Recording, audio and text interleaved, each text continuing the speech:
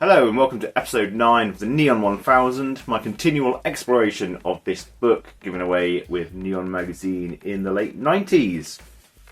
1000 essential movies on video, cut up into various categories such as satanic movies, great bad guy movies, etc. 10 in each category. Number 285, Double Indemnity, from the film noir section. This came out in 1944 and was nominated for various Oscars and is considered one of the best films ever made. I mean, that is always up for debate, but is also held as one of the quintessential film noir movies, like a prime example of what a film noir should be.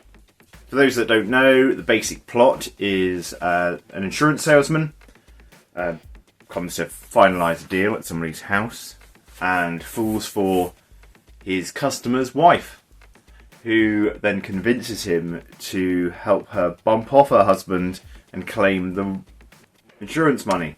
Double indemnity means that they get double the money if the husband dies within certain circumstances, certain kinds of accidents. In this case, falling from a train. The film was directed and co-written by Billy Wilder, who has quite a lot of classic movies under his belt. Some Like It Hot, Sunset Boulevard, The Bishop's Wife, 78 Itch, The Apartment, Casino Royale, etc, etc. There's quite a few very well regarded movies in that list, and several of them which do appear within the book. So eventually I will come to those as well. It was also co-directed by author Raymond Chandler. He also wrote the book The Big Sleep, which was then turned into a movie with Humphrey Bogart. The film stars Fred MacMurray, who doesn't have masses of noteworthy movies and TV and what have you associated with his name. But he has this. He was also in The Apartment, The Cane Mutiny, and The Shaggy Dog, which has been remade various times. But he was like a regular sort of jobbing actor in like the 30s, 40s, 50s. Lots of roles to his name, just nothing that... Those are the major ones. The femme fatale of the film, say that 3 times fast, is played by Barbara Stanwyck, who didn't really appear in anything major other than this film. She appeared in lots of, much like McMurray, appeared in lots of roles in TV and film, but very small parts, you know, guest of the week kind of thing. She did appear in Charlie's Angels, Rawhide and Dynasty at various points, but nothing major. Which, when you consider that for this role she was actually nominated for the Best Actress at the Academy Awards, seems a bit mad that this particular role was so highly regarded that she was up for a major movie award and then nothing. I mean, I feel you could have capitalised on that a little bit. Then you have Edward G. Robinson, who was quite well known at the time, but had probably fallen out of favour slightly. This helped give his career a little bit of a boost. But he appeared in lots of, again, very noteworthy movies, such as Key Largo, Soylent Green, McKenna's Gold, Robin and the Seven Hoods, The Ten Commandments, and Little Caesar, which is what made him famous, basically. I mentioned earlier that Barbara Stanwyck was nominated for an Oscar for her portrayal in this movie. Double Indemnity was actually nominated for a total of 7 Oscars. You had 4 of the big ones: Best Director, Best Picture, Best Actress and Best Screenplay, and Best Score for Dramatic or Comedy Film, Best Sound Recording and Best Cinematography for a Black and White Film. Obviously this was the point where cinema was transitioning between black and white and colour, so they obviously felt there needed to be some distinction between black and white movies and colour movies. It didn't win any Oscars. It lost out on the 4 big ones: Picture, Director, Actress and Screenplay, to a film called Going My Way, starring Bing Crosby. I don't know what really to say about it. Never heard of it. I mean, I could have looked up a bit more and told you what the film was about, but it's a musical starring Bing Crosby. It's probably much the same as most other musicals starring Bing Crosby. This is the third time I've seen the film. I have watched it as a direct result of the book.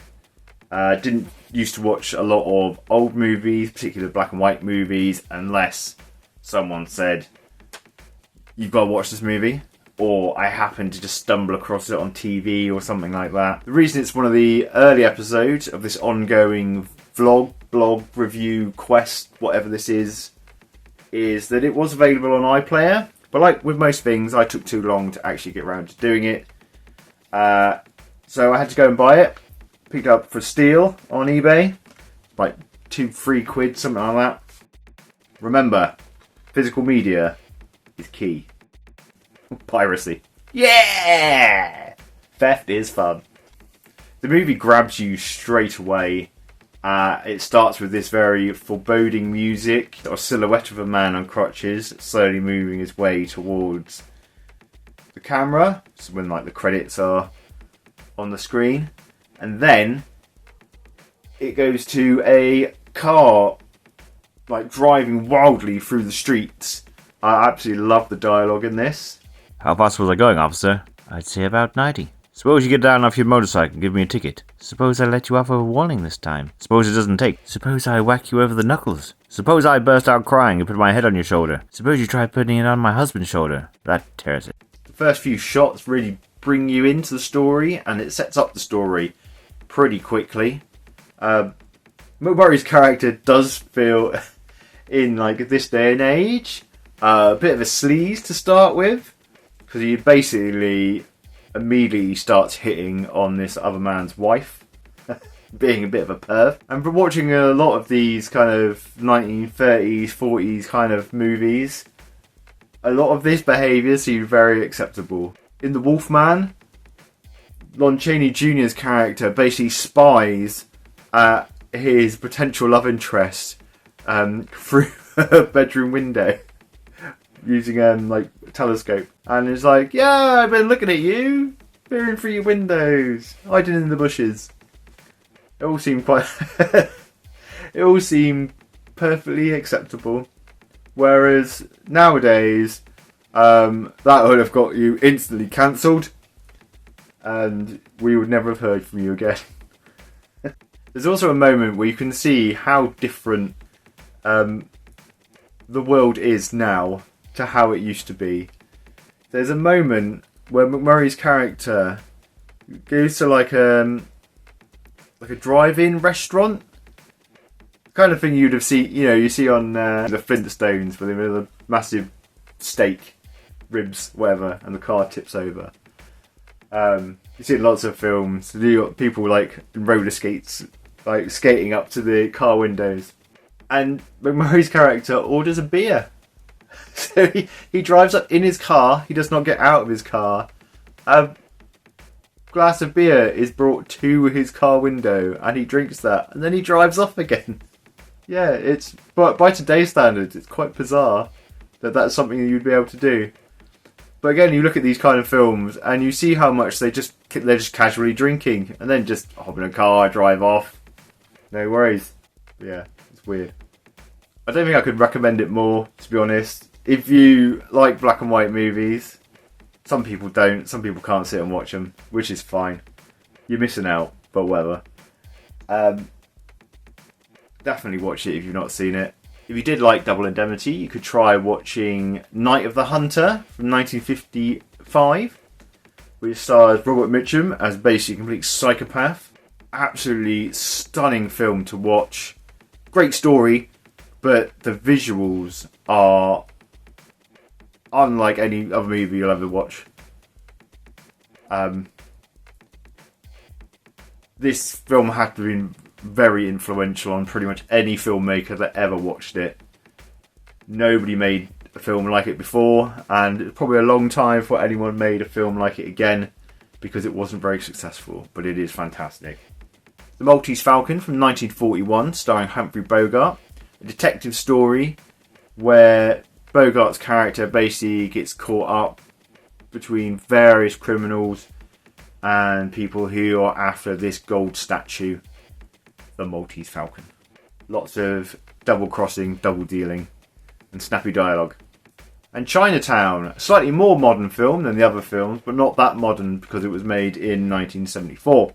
Another detective movie, this time starring Jack Nicholson, who basically gets caught up in a conspiracy. I won't go too much into it because this is another entry in the book, so eventually we will get into that. And if you've not seen it, you give too much of the plot away. So we'll leave it there. Okay, so that's all I've got time for. So long, goodbye.